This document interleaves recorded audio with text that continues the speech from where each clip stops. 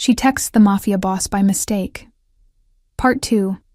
In the first part of our story, Sophia Ellis, a struggling single mother, accidentally sent a text meant for her unreliable ex-boyfriend Mike to the wrong number.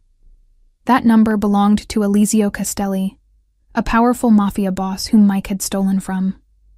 Eliseo appeared at Sophia's door with his men, explaining that Mike had stolen a flash drive containing sensitive information that could get people killed. For their protection, Eliseo moved Sophia and her sick 4-year-old daughter Emma to his mansion. The next morning, he revealed that Mike had been planning to kidnap Emma, showing Sophia evidence including her daughter's missing passport and a prepared backpack. Sophia helped Eliseo set a trap for Mike, who was captured.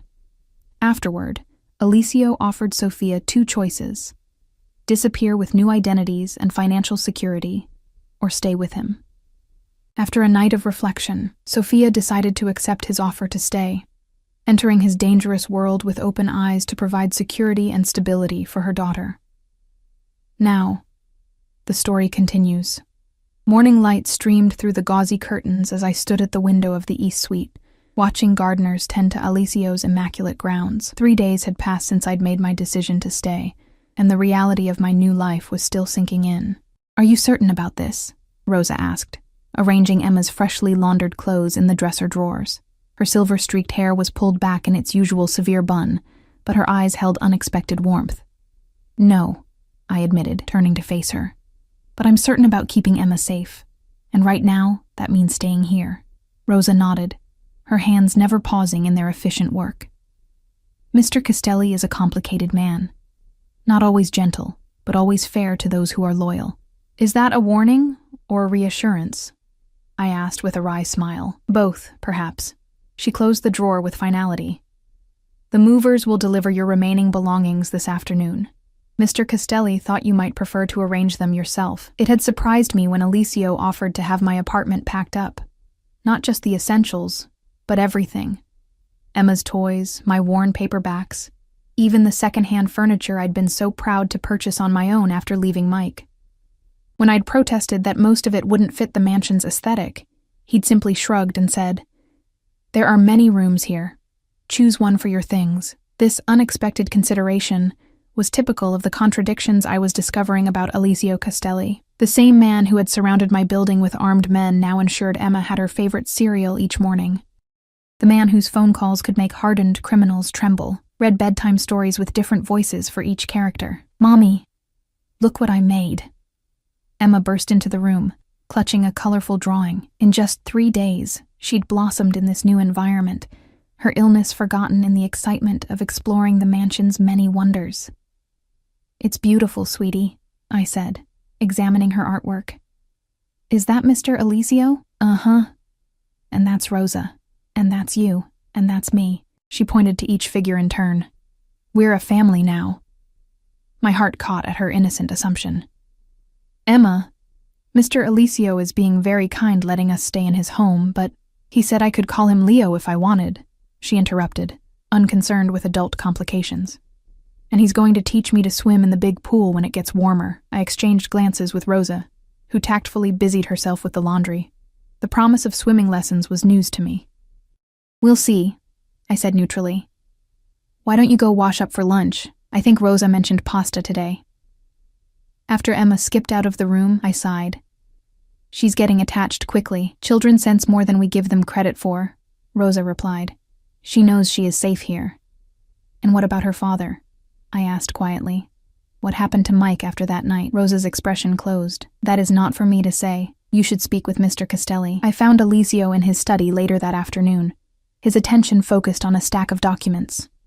He looked up as I entered, setting aside his reading glasses, a humanizing detail I hadn't expected from a man of his position. "Sophia," he said, his voice warming slightly. "Please come in." I closed the door behind me and remained standing. 3 days in his home hadn't diminished the intimidating energy he projected, even in casual clothes. "Emma mentioned swimming lessons," I said without preamble. A hint of a smile touched his lips. "She said she'd never learned. Every child should know how to swim." "You should have discussed it with me first." "You're right." He leaned back in his chair, studying me. I apologize. It won't happen again. His easy acquiescence surprised me. I need to know what happened to Mike. Alazio's expression grew serious. Are you certain you want those details? Yes. I met his gaze steadily. If I'm staying here, making a life here, I can't have this uncertainty hanging over us. Is he dead? No. Alessio stood, moving to pour 2 glasses of water from a crystal decanter. Michael is very much alive, though perhaps wishing otherwise at the moment. He handed me a glass, which I accepted automatically. We recovered the flash drive and all copies, he continued. Michael has been persuaded to provide names of everyone he contacted about the information. He's being held at a secure location until we've verified his cooperation. And after that? Alessio's blue eyes held mine. After that, he disappears. New identity, new location, very far from here, with the understanding that returning would have fatal consequences. A chill ran through me despite the room's comfortable temperature. The clinical way he discussed potentially ending a man's life, Emma's father, was a stark reminder of who exactly I'd aligned myself with. He won't come looking for Emma? I asked, hating the tremor in my voice. No. The certainty in Alessio's voice was both reassuring and terrifying. That part of his life is over, permanently. I took a steadying sip of water. How do you do this? Make these decisions so easily? Not easily, he corrected, surprising me again. Necessarily. Every choice has consequences, Sophia, including yours to stay. I know that. Do you? He set down his glass and stepped closer. You've seen only the edges of my world. There are parts of it I hope you never have to witness. Then why offer to let me stay? Why not just give us new identities and send us away? For a moment, I thought he wouldn't answer. Then he said, because in 20 years of building this life, I've learned that loyalty and trust are rarer than diamonds. In one day, you showed more of both than people I've known for decades. I betrayed Mike, I pointed out. No. You protected your daughter from a man who would have sacrificed her for his own gain. There's a difference. Before I could respond, a knock at the door interrupted us. Anton entered, his expression grave. Sir, there's a situation that requires your attention. Alessio nodded once. We'll continue this conversation later, he told me, already shifting back into the role of command. I returned to the East Suite, where Emma was gleefully directing the movers placing her beloved bookshelf from our apartment. The juxtaposition was jarring, my daughter's innocent excitement against the sobering conversation I'd just had. That night, after tucking Emma into bed, I wandered the mansion's halls, finding myself drawn to the library. The room was a book lover's dream. Floor-to-ceiling shelves, leather armchairs, soft lighting. I ran my fingers along the spines, surprised to find well-worn classics among the impressive collection. Couldn't sleep. I turned to find Alessio in the doorway, his tie loosened, the day's tension still visible in the set of his shoulders. Just exploring, I said. This room is beautiful. It was my mother's favorite place. He entered, moving to a cabinet that proved to house a small bar. Drink? Just water, please. He poured himself what looked like whiskey and handed me a glass of water. The situation from earlier has been resolved, he said, answering my unasked question. I didn't ask. You were wondering. He settled into one of the armchairs, gesturing for me to take the other. If we're to make this work, Sophia, we need to establish some boundaries. I was thinking the same thing. I sat across from him, gathering my courage. I need a purpose here beyond being your whatever I am. I have a degree in accounting. I worked at a firm before Emma was born. His eyebrows rose slightly. You want to work for me? With you, I corrected. I can't just be an ornament in your mansion, Alessio. I need to contribute, to use my skills. He considered this, swirling the amber liquid in his glass. My legitimate businesses could certainly use someone with your qualifications. The restaurant group, perhaps, or the real estate holdings. Legitimate being the operative word, I said carefully. A ghost of a smile touched his lips. I wouldn't expose you to the other aspects. To protect me? To protect us both. He leaned forward slightly. There are lines, once crossed, that change a person. I'd prefer you remain on this side of them. The intensity in his gaze made my heart beat faster. This wasn't just about employment. It was about something deeper, something neither of us was ready to name. "We should discuss compensation," I said, trying to steer back to safer ground. "Of course. I'll have contracts drawn up tomorrow." He finished his drink and stood. "It's late. I should let you get some rest." At the door, he paused. "Sophia? My mother would have liked you." After he left, I remained in the library, processing our conversation. The strangeness of my new reality washed over me. Negotiating employment terms with a mafia boss, while my daughter slept peacefully upstairs, both of us safer than we'd been in years despite the danger surrounding us. Tomorrow would bring movers with the rest of our belongings, employment contracts, and another day of navigating this delicate new existence. But for the first time since that fateful night when I'd sent a text to the wrong number, I felt something close to hope. As I made my way back to the East Suite, I passed one of Alessio's security men standing guard in the hallway. He nodded respectfully, his presence a reminder of the dual nature of my new home, part sanctuary, part fortress. I wondered how long it would take before I stopped noticing them, before armed guards became as normal to me as the luxurious furnishings or Rosa's efficient management of the household. In my bedroom, I found a small package on my pillow, wrapped in simple silver paper.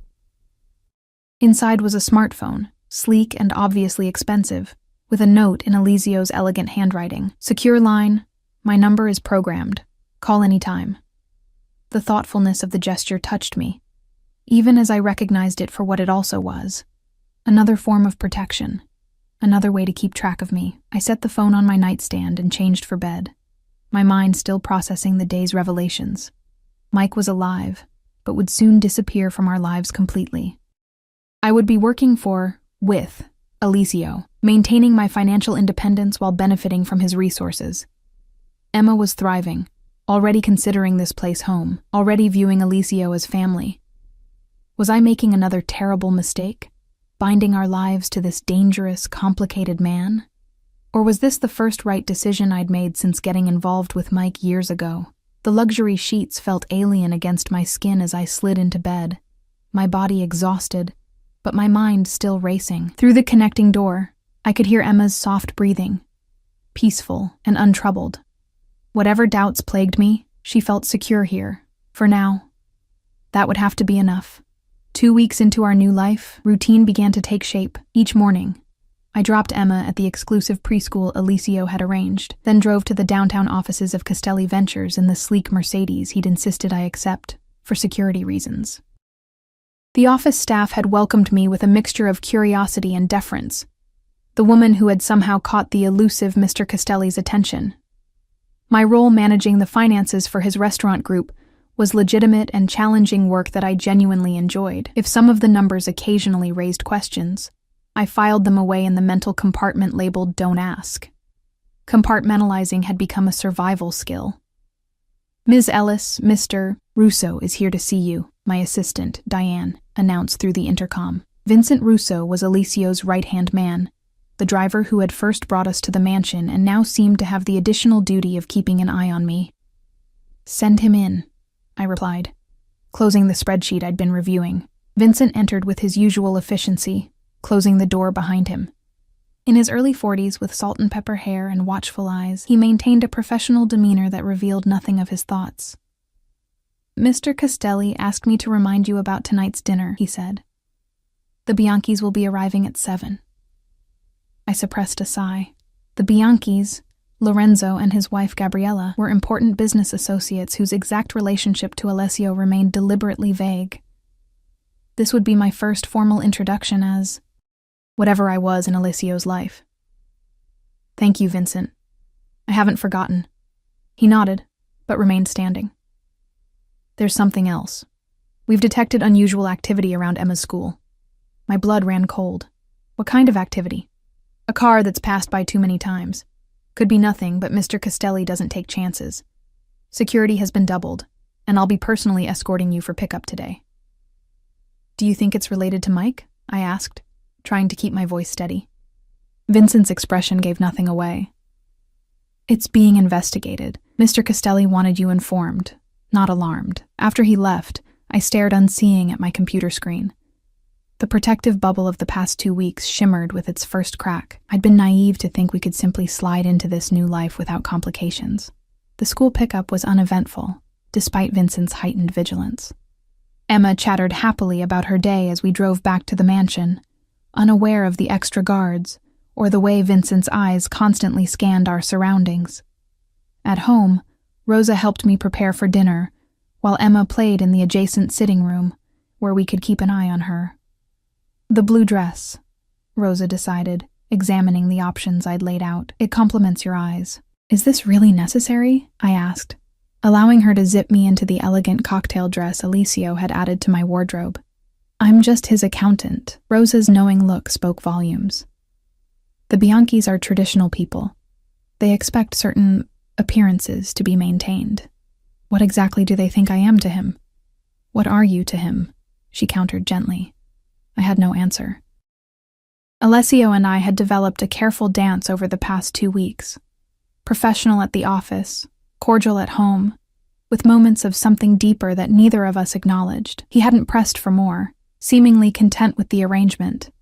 Yet I sometimes caught him watching me with an intensity that made my skin warm. "Just remember," Rosa added, securing a simple silver necklace around my throat. "With these people, perception is reality. Follow Mr. Castelli's lead, and you'll be fine." Alessio was waiting at the foot of the grand staircase when I descended, Emma's hand in mine. He looked devastating in a tailored black suit, his blue eyes warming as they took in my appearance. "You look beautiful," he said simply. "Thank you." I felt suddenly shy, like a teenager on a first date. Emma wanted to say goodnight before Rosa takes her up. He crouched to Emma's level, his expression softening as it always did with her. "Good night, Piccola. Sleep well." Emma threw her arms around his neck in an impulsive hug. "Night, Leo. Don't forget we're going to the zoo tomorrow." I raised an eyebrow as Rosa led Emma upstairs. "The zoo?" "Sunday excursion," he explained, offering me his arm. "I hope you don't mind. The children's area has a new penguin exhibit she's been talking about." The casual way he'd inserted himself into our weekend plans should have bothered me. Instead, I found myself touched by his thoughtfulness. "I don't mind," I said, accepting his arm, "but we really should discuss these things first." "Noted." His hand covered mine briefly. "The Bianchis will be here shortly. They're important allies, Sophia. Lorenzo has known me since I was a boy." "What should I know about them?" "Lorenzo is old school, respects tradition, family values. His wife Gabriella is sharper than she lets on. They'll be curious about you. And what should I tell them?" His eyes held mine. "The truth. That you're under my protection and managing my legitimate business interests." "And the rest?" I asked, the unspoken question hanging between us. Before he could answer, the doorbell rang, announcing our guest's arrival. Dinner was an elaborate affair served in the formal dining room, with Rosa overseeing the staff with military precision. Lorenzo Bianchi was a barrel-chested man in his 60s with shrewd eyes that missed nothing, while Gabriella was an elegant woman whose carefully maintained appearance belied her age. Their scrutiny was immediate and unmistakable. "So, Sophia," Lorenzo said as the first course was served. "Alessio tells us you're quite the financial wizard." "Hardly a wizard," I replied, following Alessio's lead in using my wineglass sparingly. "Just good with numbers. Too modest," Alessio interjected. "Sophia has already identified several inefficiencies in the restaurant group that will increase profits by nearly 15%. "Impressive," Gabriella commented, her gaze sliding between us. "And how did you two meet?" Alessio has been uncharacteristically vague. I felt Alessio tense beside me. We hadn't prepared a cover story, and I suddenly realized why. He wanted to see how I would handle the question. "Actually, it was a wrong number," I said, deciding that a version of the truth was safest. I texted him by mistake. Most people would have ignored it, but Alessio responded. One conversation led to another. Lorenzo's eyebrows rose. "Fate has strange ways." "Indeed," Alessio agreed, his hand finding mine under the table and squeezing gently in approval. The conversation shifted to business matters, with occasional personal questions directed my way. I navigated them carefully, aware that every answer was being evaluated. By dessert, I sensed the Bianchi's initial suspicion had softened to cautious acceptance. "Your daughter?" Gabriella said casually as we moved to the sitting room for after-dinner drinks. "She's 4, correct? Does she see her father often?" I felt Alessio stiffen beside me, though his expression remained pleasant. This was dangerous territory, touching on Mike and the complicated circumstances that had brought us here. "Her father isn't in the picture," I replied evenly. "It's been just Emma and me for some time now." "Children need a strong male influence," Lorenzo commented, accepting a cognac from Alessio. "Especially girls. They learn how men should treat them from their fathers." "I couldn't agree more," Alessio said, his voice carrying a subtle edge. "Which is why some men shouldn't be fathers at all." A weighted silence followed, broken when Gabriella smoothly changed the subject to an upcoming charity gala. I caught the significant look she gave her husband, a warning to tread carefully. Clearly, they understood more about our situation than I'd realized. After our guests departed, Alessio poured us each a small glass of amaretto in the study. "You handled that perfectly," he said, loosening his tie. Lorenzo was impressed. "And Gabriella?" "She's harder to read, but the fact that she invited you to lunch next week is a good sign." He settled beside me on the leather sofa. "I should have warned you about the questions." "You wanted to see how I'd respond," I observed, not accusingly. He didn't deny it. "This world requires quick thinking, Sophia. You proved tonight that you have it." "Vincent mentioned a car near Emma's school," I said, changing the subject. "Should I be worried?" Alessio's expression darkened. "Precautions have been taken. The situation is being handled." "That's not an answer," he sighed, setting down his glass. "We believe it may be connected to the Petrov organization. They're unhappy about losing the information Michael was offering them." "The Russians you mentioned before," I said, remembering his warning from that first night. "Are they after Emma?" "No. More likely they're trying to determine your connection to me, to find leverage." His jaw tightened. "They won't succeed." I absorbed this, the reality of our situation striking me anew. This is never going to be normal, is it? There will always be threats, precautions, people watching us. "I won't lie to you, Sophia." He turned to face me fully. "My world comes with risks. But there are rewards too. Security. Power. Freedom of a kind most people never experience. At what cost?" I whispered. "That depends on what you value." His hand found mine again, his touch sending electricity up my arm. "What do you value, Sophia?" "Emma's safety, financial security, independence." I met his gaze. "The truth, even when it's difficult." "And what about connection?" he asked, his voice lowering. "Companionship? Desire?" My breath caught as his fingers traced a path up my arm. We'd been circling this moment for 2 weeks. The attraction building with every conversation, every shared meal, every time our eyes met across a room. "Those two," I admitted. His hand cupped my face, thumb brushing my cheekbone. "I want to kiss you, Sophia. I've wanted to since that first night in your apartment, when you stood your ground despite your fear." "That doesn't seem like the most romantic first impression," I managed, heart racing. "Courage is intoxicating." His face was inches from mine now. "May I?" Instead of answering, I closed the distance between us, pressing my lips to his.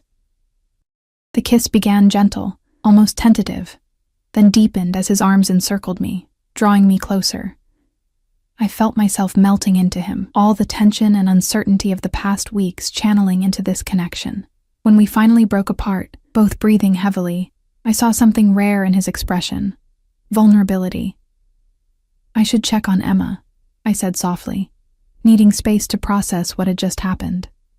He nodded, releasing me reluctantly. "Of course." At the door I paused. I don't regret it. The kiss. But this, us, it complicates things. Life is complicated, Sophia. His smile held a touch of sadness. The question is whether the complication is worth it. I carried that question with me as I checked on Emma, sleeping peacefully with Mr. Flopsy clutched to her chest. The contrast was stark, my innocent daughter, and the dangerous world I'd brought her into. Yet seeing her security, her happiness, I couldn't regret my decision. Back in my room, I changed out of the blue dress, hanging it carefully before slipping into comfortable pajamas. My fingers touched my lips, still feeling the pressure of Alisio's kiss. The unexpected tenderness from a man who commanded such power. Whatever was developing between us would bring its own complications, its own dangers. But as I slid beneath the luxurious sheets, I realized Alisio was right. Some complications were worth it. The next morning, I woke to find Emma already up, sitting cross-legged on the foot of my bed with a book. She looked up with a grin, her dark curls wild from sleep. "Today's zoo day," she announced, bouncing slightly. "Leo said we're going to see penguins and tigers and monkeys and lions and—" "Slow down, sweetie," I laughed, pulling her into a hug. "The zoo's not going anywhere. Let's have breakfast first." Downstairs, I was surprised to find Alisio already at the breakfast table, reading the newspaper and sipping coffee. Sunday mornings were usually reserved for his business calls, another indication of how our presence was changing his routines. "Good morning," he said, setting aside his paper. His eyes met mine briefly, a silent question about where we stood after last night's kiss. "Morning, Leo." Emma climbed into the chair beside him, immediately launching into questions about zoo animals. I took my seat, accepting the coffee Rosa poured. "You didn't have to change your schedule for us," I said quietly. While Emma chattered about giraffes, I wanted to. His simple answer spoke volumes. This wasn't obligation or strategy. He genuinely wanted to spend time with us. The realization warmed me more than the coffee. Perhaps this complicated dance we were engaged in wasn't just about protection or mutual benefit. Perhaps it was becoming something more, something I hadn't allowed myself to consider since the disaster of my relationship with Mike. As I watched Alisio patiently answering Emma's endless questions, his formidable presence softened by her innocent enthusiasm, I found myself wondering if fate had indeed played a hand in that mistaken text message. If perhaps, in the most unlikely of circumstances, we had found exactly what we both needed. The Sunday zoo trip revealed yet another side of Alisio Castelli. In jeans and a casual button-down, without his usual entourage, though I spotted Vincent and 2 other security men maintaining a discreet distance. He seemed almost ordinary, if you ignored the way other visitors instinctively moved aside for him. Emma was delighted by the penguins, pressing her face against the glass as they dove and swam. Alisio crouched beside her, pointing out different species and sharing facts that surprised me with their detail. "How do you know so much about penguins?" I asked, as we watched Emma feed a giraffe under a keeper's supervision. "I read," he said with a slight smile, "and I have excellent retention for things that might interest a 4-year-old. The deliberate way he'd educated himself for Emma's benefit touched me deeply. Mike had never shown such consideration, even before our separation. "She adores you," I said quietly. His expression turned serious. "The feeling is mutual. She's an extraordinary child, Sophia." "Leo," Emma called, running back to us. "The lady says we can see the tiger cubs next." She slipped her small hand into his naturally, leading him toward the next exhibit. I followed, struck by the tableau they created, Emma's dark curls bouncing as she skipped alongside Alisio's tall frame, his usual vigilance softened by genuine enjoyment. For one golden afternoon, we could have been any family enjoying the zoo. The knowledge that armed guards watched from a distance, that the car awaiting us had bulletproof glass, seemed almost irrelevant in the face of Emma's laughter and Alisio's rare, unguarded smiles. The fantasy shattered the next morning. I was reviewing invoices in my office when Diane buzzed to announce Vincent's arrival. One look at his face told me something was wrong. "What is it?" I asked, already reaching for my purse. "There's been an incident at the mansion," he said, his voice carefully controlled. "Everyone is fine, but Mr. Castelli requests your immediate return." My heart pounded as Vincent drove with grim efficiency, taking an indirect route I recognized as a security precaution. "Tell me what happened," I demanded. "If everyone's fine, why the urgency?" Vincent's hands tightened on the steering wheel. There was an attempt to breach the property. The security system functioned as designed. 2 intruders were intercepted. The careful phrasing told me everything. Dead? 1 dead, 1 in custody. Mr. Castelli is questioning him now.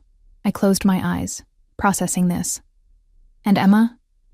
With Rosa in the East Wing, she's unaware of the situation. The mansion's gates never looked more welcome as they swung open to admit us. Armed guards patrolled the perimeter, more visible than I'd ever seen them. Vincent escorted me directly to Alessio's study, where raised voices could be heard through the heavy door. Anton stood guard outside, his expression even more forbidding than usual. He knocked once, announcing my arrival before admitting me. The study had transformed into a war room. Alessio stood behind his desk, phone to his ear, while 3 men I recognized as his lieutenants huddled over laptops and documents. He ended his call when he saw me, crossing the room in swift strides. "You're safe," he said, hands grasping my shoulders as his eyes scanned my face. "I'm fine," I assured him. Vincent didn't give me details. Alessio gestured for the others to leave, waiting until the door closed behind them before speaking. "Petrov's men," he said, voice tight with controlled rage. "They attempted to scale the east wall at 4 this morning. Security captured one alive." "The one you were questioning," I said, understanding the raised voices now. "Yes." His expression hardened. They were targeting Emma's room. The floor seemed to tilt beneath me. "Emma? Why?" "Leverage." He guided me to a chair as my knees weakened. "They believed taking her would force me to turn over Michael and the information he stole. But you already have the flash drive," I said, confused. "They don't know that. Or they don't believe it." He crouched before me, his eyes level with mine. "Sophia, listen to me. They never got close. The security system worked exactly as designed. Emma is safe and unaware. This time," I whispered, the full implications hitting me, "what about next time? Or the time after that? Will we spend the rest of our lives waiting for the next attempt?" Alessio's jaw tightened. "There won't be a next time, not after today." Something in his tone sent a chill through me. "What does that mean?" "It means I'm ending this." He stood, pacing the room with contained energy. "Petrov has overstepped. Targeting a child breaks every code. By tonight, he'll understand the consequences." I recognized the shift in him. The man who had read to Emma about penguins was gone, replaced by someone capable of ordering deaths without hesitation. "I want to see my daughter," I said, rising unsteadily. "Of course." His expression softened marginally. "Vincent will take you to her. Stay in the East Wing until I come for you." "Alessio." I caught his arm as he turned away. "Don't become someone Emma would fear." Something flashed in his eyes. Pain, conflict, resolution. "Some actions are necessary to prevent greater harm, Sophia, even if they cost pieces of my soul." He cupped my face, pressing a brief, fierce kiss to my lips. "Go to Emma. Let me handle this." I found Emma playing contentedly with Rosa, her world still intact, still safe.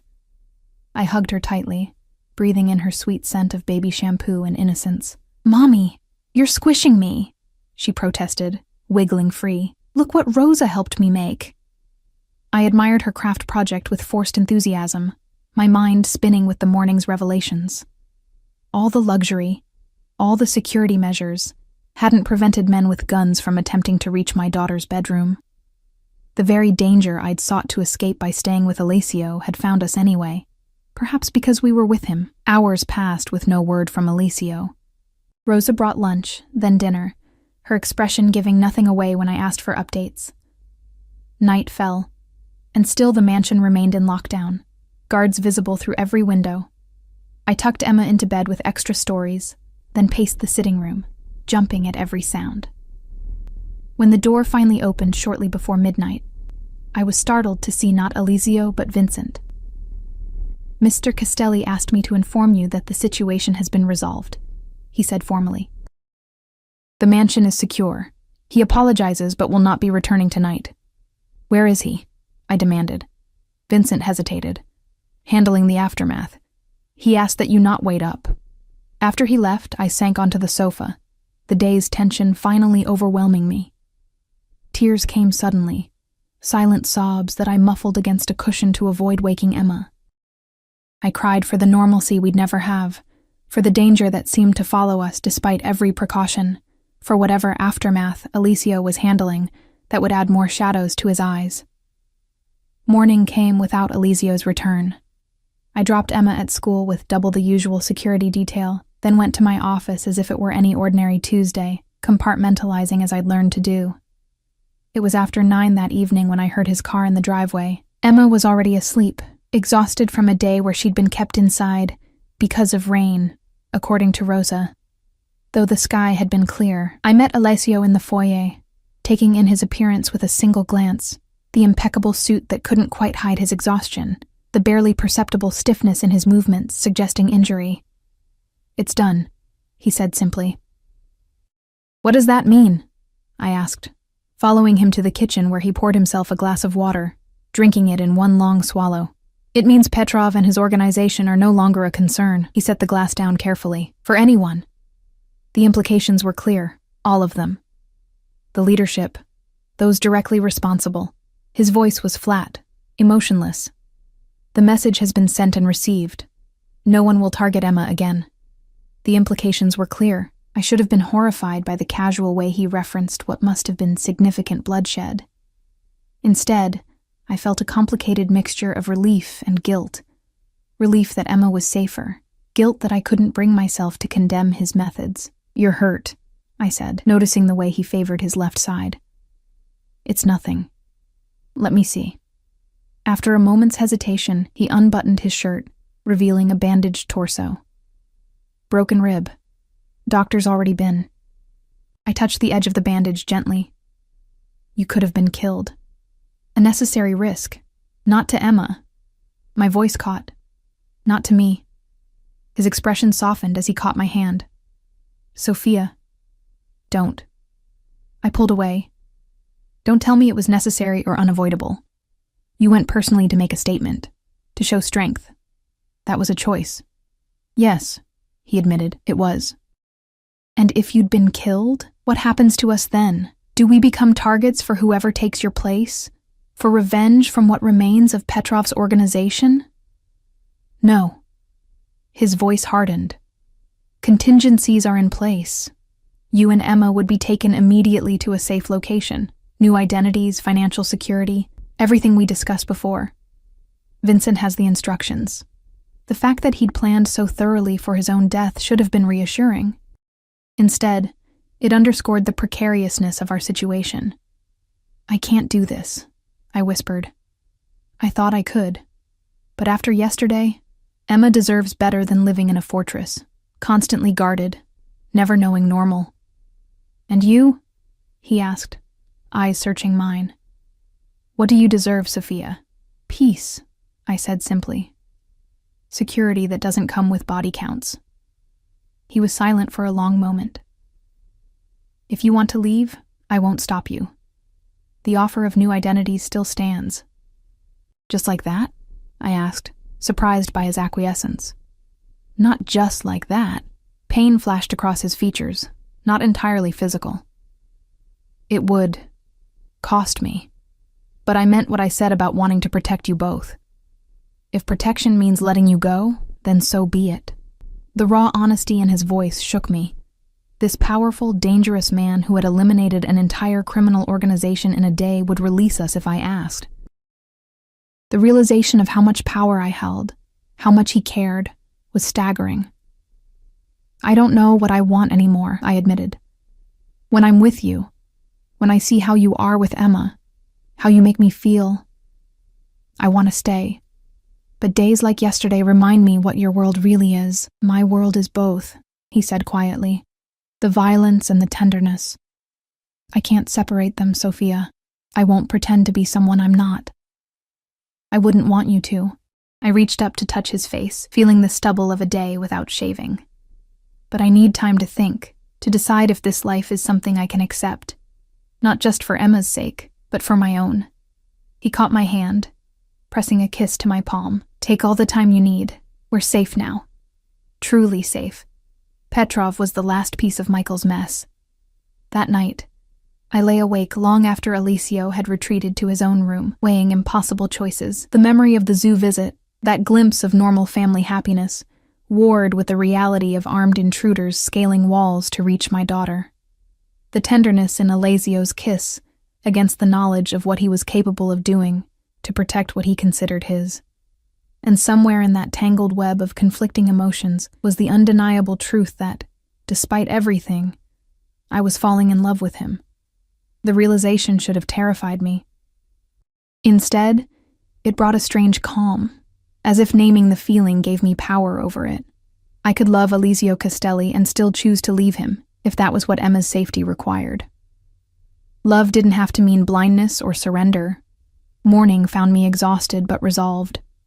I would give myself 1 month, 30 days to truly experience this life, to see if integration was possible between Alessio's world and the future I wanted for Emma.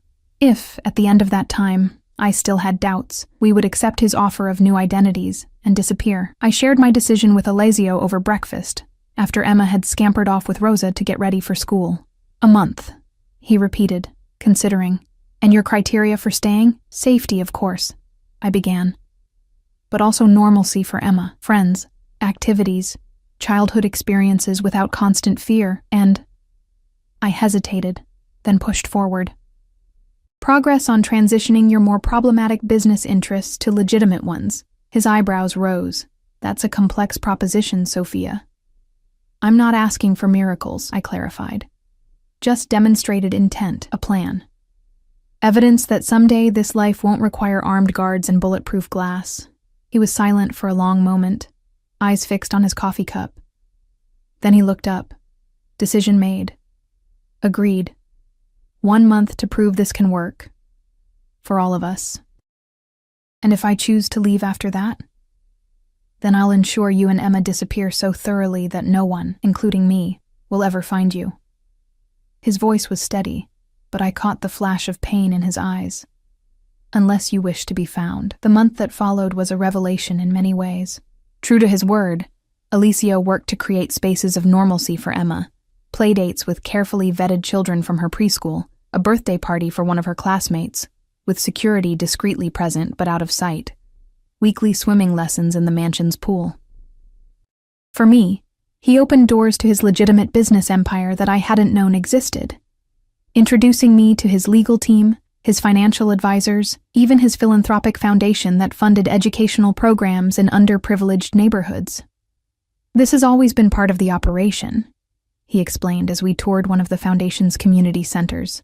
"My mother insisted on it. Take with one hand, give with the other," she used to say. "To ease your conscience?" I asked, not unkindly. "Perhaps," he admitted, "but also because stability requires community support. Fear creates enemies, opportunity creates allies." It was a pragmatic view of charity, but I couldn't deny the center's positive impact. Modern computer labs, after-school programs, job training for adults. Whatever his motivations, Alessio was improving lives. Most surprising was his willingness to discuss the transition plan I'd requested. 2 weeks into our trial period, he invited me to a private dinner on the mansion's terrace. Emma already tucked into bed after a day of swimming that had exhausted her. Candlelight flickered across the table as Anton served a meal that rivaled any 5-star restaurant. After the plates were cleared and we were alone, Alessio produced a leather portfolio. "A preliminary strategy," he said, sliding it across to me. "For transitioning the organization to fully legitimate operations over 5 years." I opened it cautiously, half expecting vague promises. Instead, I found detailed financial projections, legal frameworks, timelines, contingency plans, all created by top consultants in corporate restructuring and international business law. "You've put serious thought into this," I said, looking up from the documents. "I've been considering it for longer than you might think." He leaned back, swirling the wine in his glass. "The old ways are becoming untenable. Technology, global banking regulations, surveillance, they all favor legitimate business models. Adaptation isn't just about meeting your conditions, Sophia. It's sound strategy. And your people? Those who've been with you in the traditional aspects will be given opportunities in the legitimate operations if they choose to transition. Generous retirement packages if they don't." His expression remained calm, pragmatic. "The younger ones will adapt. Some of the old guard will resist, but they're outnumbered. It won't be easy, I cautioned, turning pages filled with complex legal structures. Few worthwhile things are. His eyes held mine across the candlelight. But I've found recently that some complications are worth the effort. The reference to our earlier conversation brought a flush to my cheeks. Our relationship had deepened over the past weeks, the initial attraction evolving into something more substantial. We'd shared meals, conversations, quiet evenings in the library. He'd taught me to play chess. I'd introduced him to my favorite novels. The kisses we'd exchanged had grown more frequent, more intense, though we'd maintained an unspoken boundary against taking things further, while my decision hung in the balance. "You're doing all this for us," I said softly. "For me." "With you," he corrected. "Not just for you. This transition gives the organization a sustainable future. Your presence simply accelerated plans that were already forming." "And if I choose to leave, will you continue with it?" He set down his glass, his expression serious. "Yes, though at a slower pace perhaps, without the same motivation." The admission touched me deeply. This wasn't manipulation or a temporary measure to keep us there. It was genuine change, catalyzed, but not entirely dependent on my presence. As our trial month neared its end, I found myself increasingly torn. Alicio had met or exceeded every condition I'd set. Emma was thriving, her life filled with as much normalcy as possible given the circumstances. The transition plan was sound, already being implemented in small ways that demonstrated commitment. And then there was my growing attachment to Alicio himself, not just physical attraction, but genuine respect and affection.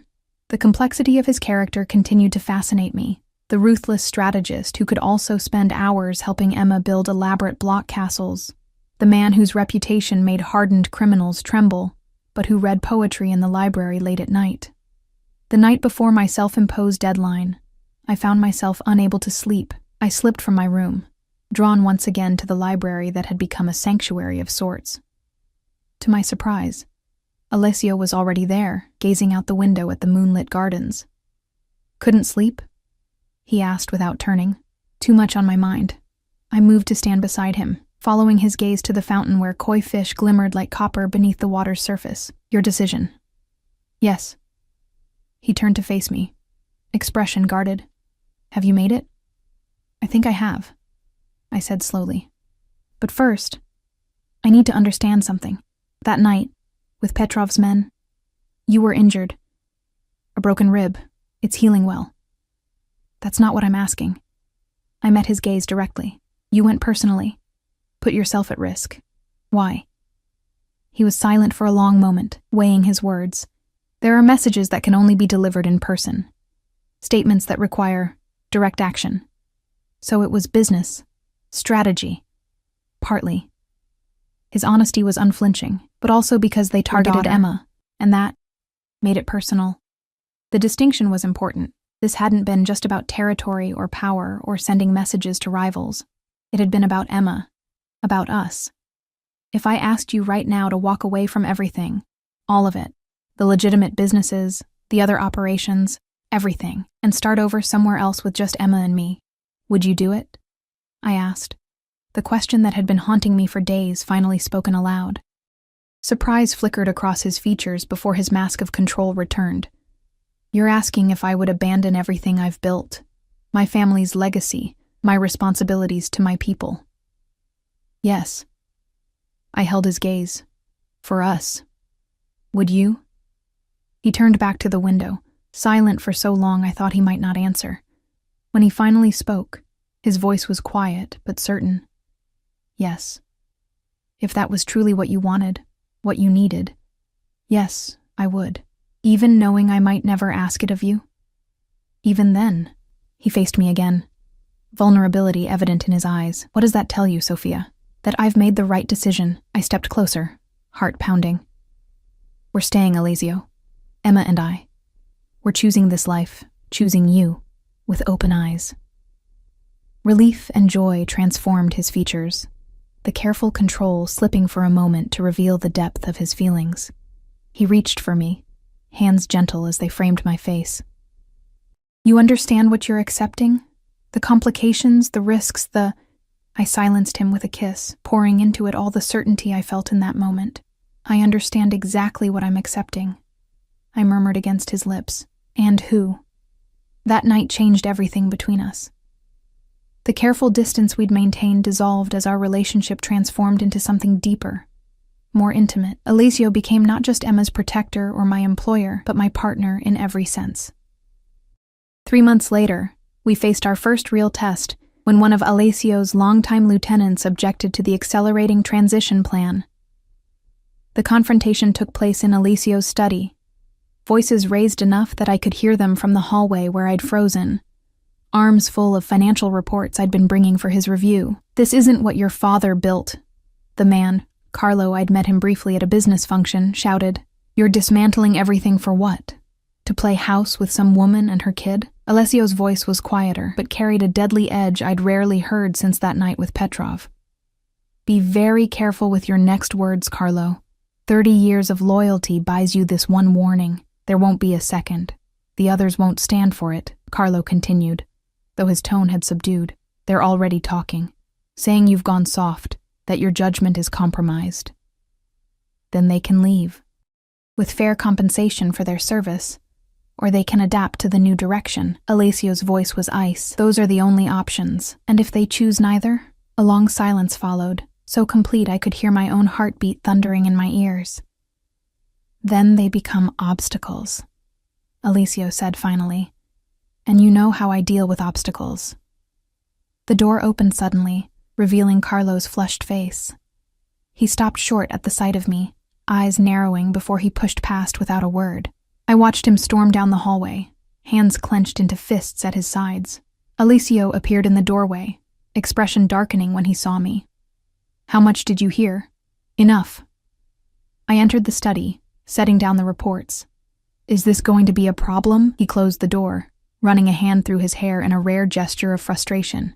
"Probably. Carlo has influence with the old guard. This transition was never going to be without resistance. Are we in danger?" "No." His certainty was immediate. "Carlo knows better than to move against me directly. This is political maneuvering, testing boundaries. And if it becomes more than that?" His eyes met mine, unflinching. "Then I handle it. But it won't come to that. Carlo is smart enough to recognize the inevitable, once he calms down." I studied him, seeing the tension in his shoulders, the slight tightening around his eyes that signaled stress. "This is because of us, because of me." "No." He crossed to me, taking my hands. "This is because of changing times, shifting markets, evolving strategies. You and Emma might have accelerated the timeline, but this confrontation was always coming." Whether he believed that or was saying it to ease my conscience, I couldn't tell. But I understood in that moment that our decision to stay carried consequences not just for us, but for everyone in Alessio's orbit. The ripples of change we'd initiated would continue spreading outward, creating allies and enemies in their wake. "No second thoughts?" Alessio asked, reading my expression. I squeezed his hands. "No, we knew this wouldn't be easy, but we're building something worth the struggle." His smile, rare and genuine, warmed me from within. "Yes, we are." A week passed in careful normalcy. Alessio kept his distance from Carlo and the old guard, focusing instead on the legitimate businesses and our growing family life. He took Emma riding on the estate's grounds, teaching her on a gentle pony while I watched from the terrace, heart in my throat at both the physical activity and the joy on my daughter's face. "He's good with her," Rosa observed, bringing me tea. "It reminds me of how he was with his niece before she moved to Italy with his sister." "I didn't know he had a sister," I said, surprised by this glimpse into his personal history. Rosa's expression softened with old memories. "Maria. 4 years younger. She married an Italian businessman and returned to the old country after their father died. They speak weekly." This fragment of Alessio's life, this evidence of familial bonds and normal attachments, complicated my already tangled feelings. "Does she know? About his business?" I asked quietly. "She knows enough." Rosa's gaze was steady. "Family is family, regardless."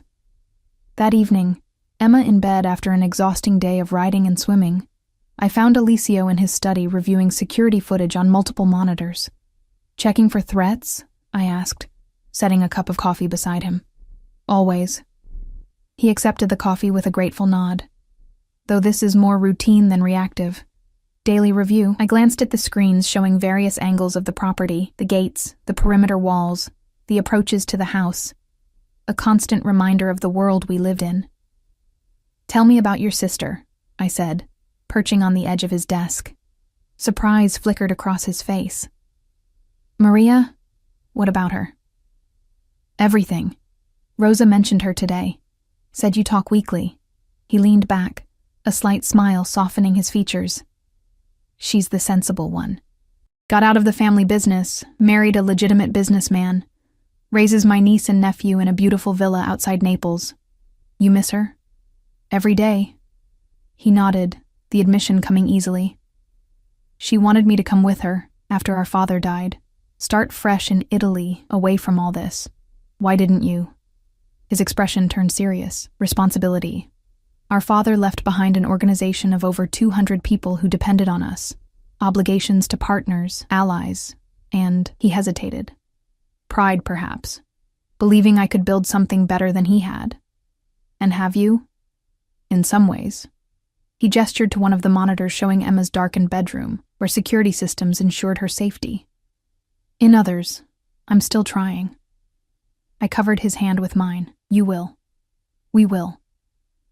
His fingers intertwined with mine, the simple contact grounding us both. "Maria would like you," he said suddenly.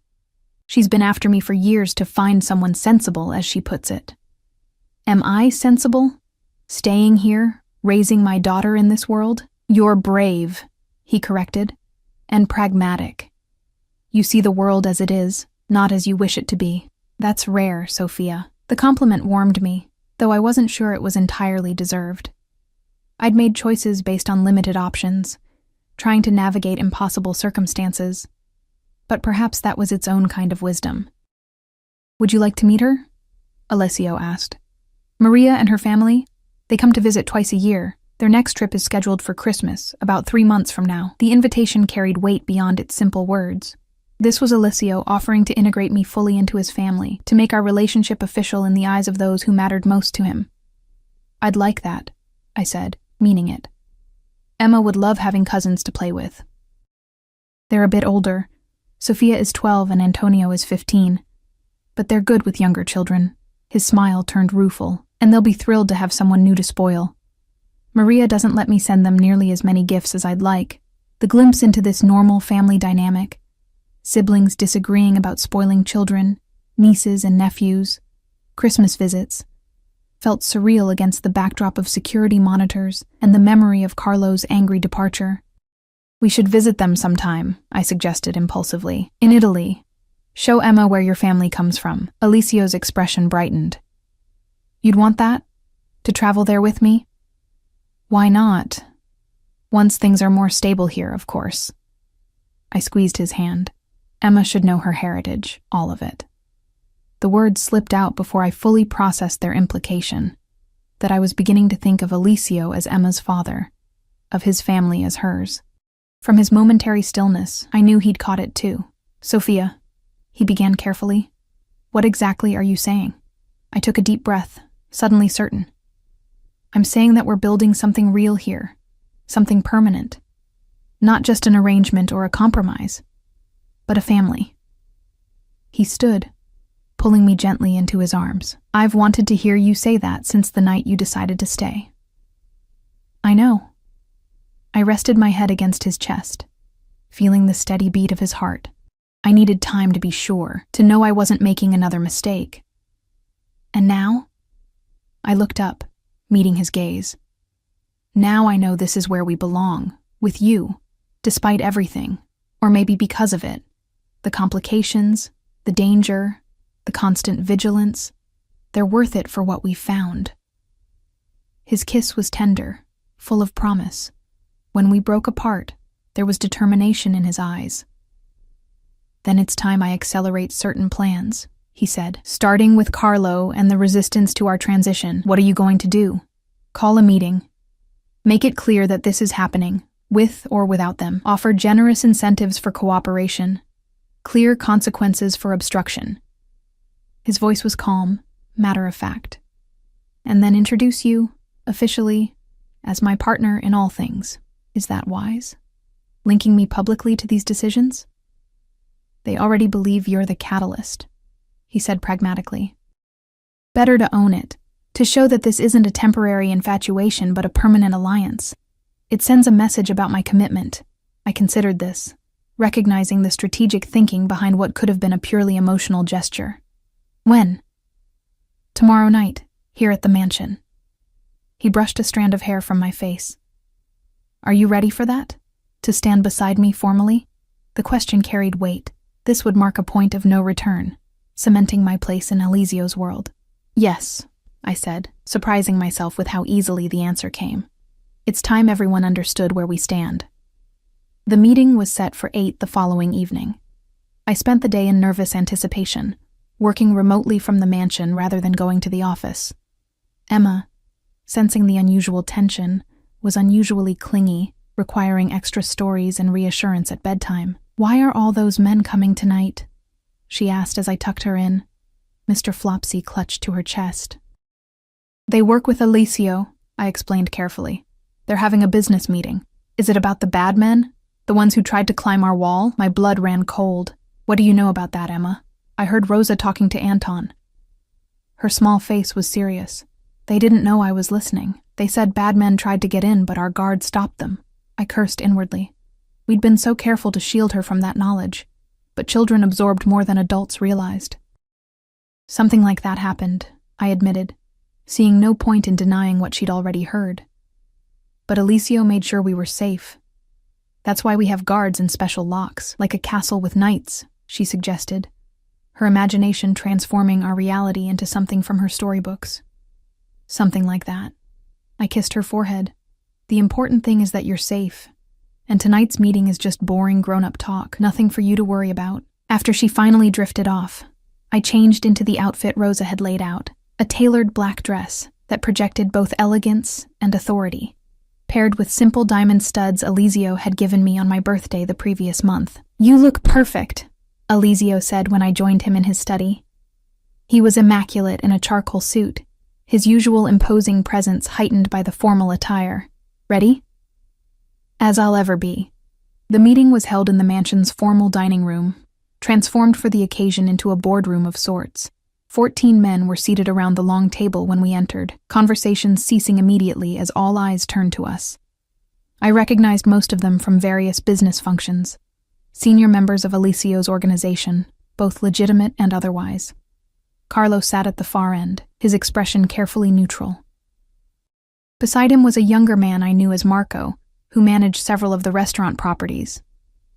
Vincent and Anton stood against the wall, their presence both security and statement. Alessio guided me to a seat at his right hand, a position whose significance wouldn't be lost on anyone present. Gentlemen, he began without preamble, thank you for coming. I've called this meeting to clarify our organization's direction and address some apparent concerns. For the next 20 minutes, he outlined the transition plan in clear, unemotional terms, the 5-year strategy, the financial projections, the legal frameworks being established. No one interrupted, though I noted several exchanged glances and Carlo's increasingly tight expression. This is not a suggestion or a proposal, Alessio concluded. This is the future of our organization. Those who wish to be part of it will be generously rewarded, those who don't. He let the sentence hang, implication clear. And her? Carlo finally spoke, jerking his chin toward me. What role does she play in this new vision? Alessio's hand found mine on the table, a public declaration. Sophia is my partner in business and in life. Her financial expertise is already transforming our legitimate operations, and her perspective has been valuable in developing this transition. So we're to take orders from your girlfriend now? One of the older men asked, voice thick with disdain. You're to recognize her authority as you would mine, Alessio replied, his tone deceptively mild. And you're to understand that disrespect toward her is disrespect toward me. A tense silence followed. I could feel the assessment in their stares, the calculations happening behind expressionless faces.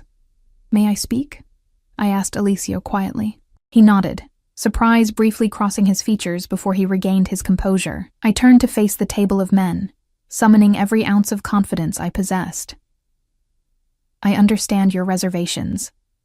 I'm an outsider who appeared suddenly in Mr. Castelli's life, and now changes are happening that affect your livelihoods, your futures.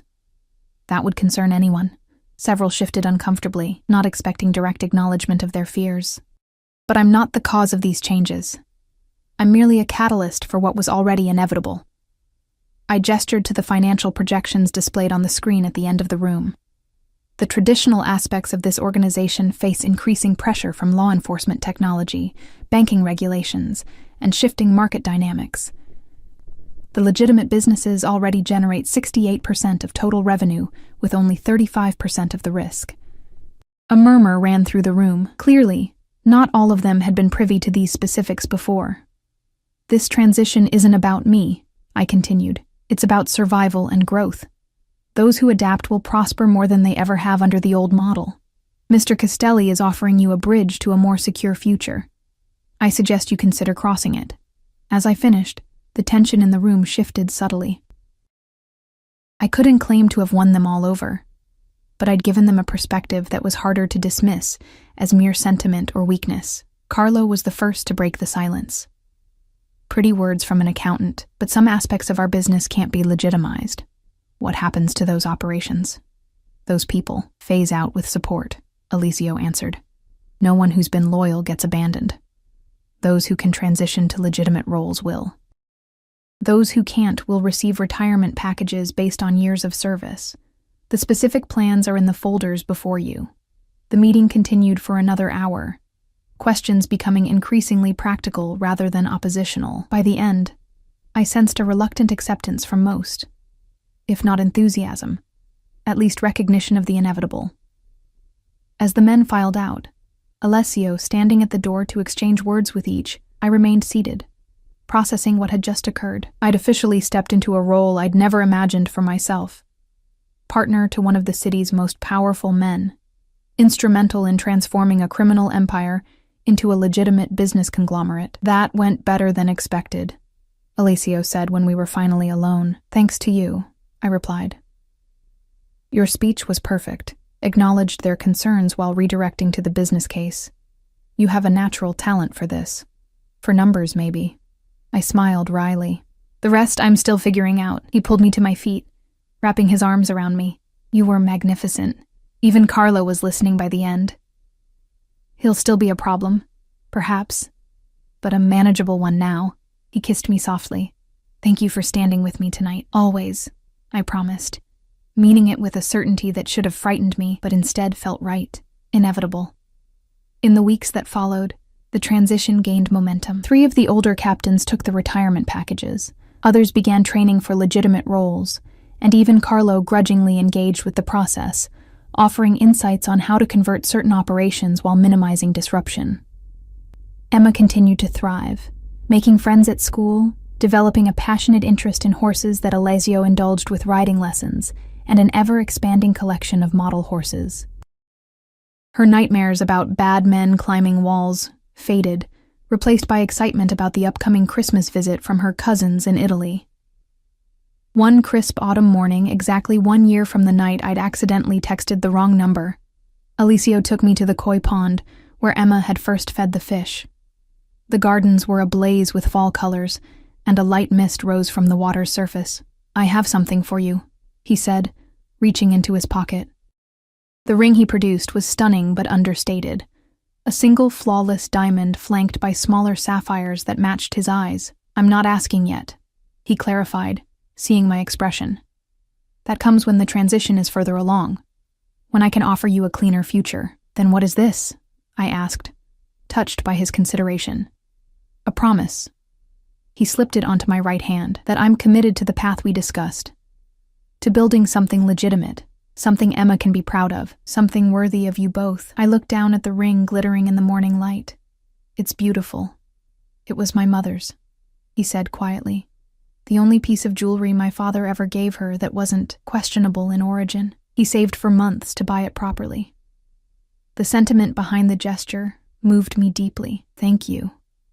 From the main house, we heard Emma's voice calling for us. She ran down the garden path, her dark curls bouncing, Mr. Flopsy clutched in one hand.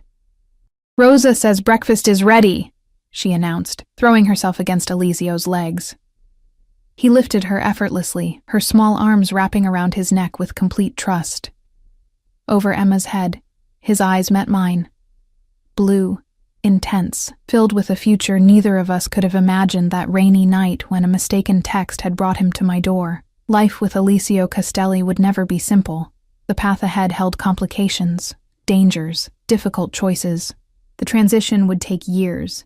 With obstacles and resistance at every turn, there would be threats from rivals, challenges from authorities, hard decisions about loyalty and justice and power. But watching him with my daughter, feeling the weight of his mother's ring on my finger, I knew we'd made the right decision. Together, we were building something new from the complicated materials of our lives, something that honored the past, while creating a future Emma could inherit without shame. One mistaken text had changed everything. Had brought black cars surrounding my building, a dangerous man to my door. But in that danger, I'd found not just security, but something I'd stopped believing in. A partnership built on mutual respect, understanding, and yes, love. Some mistakes, it seemed, were fate disguised as errors, and this particular wrong number had led me exactly where I needed to be. "Come on," I said, taking Emma's hand as Elisio set her down. "Let's go have breakfast." As we walked back to the house together, Emma between us swinging our hands, I thought about the journey that had brought us here. From a desperate text sent on a rainy night to this moment of hard-won happiness. The path hadn't been easy, and the road ahead would have its own challenges. But for the first time in years, I was walking toward the future with hope instead of fear, with a partner instead of alone. And in the end, that made all the difference.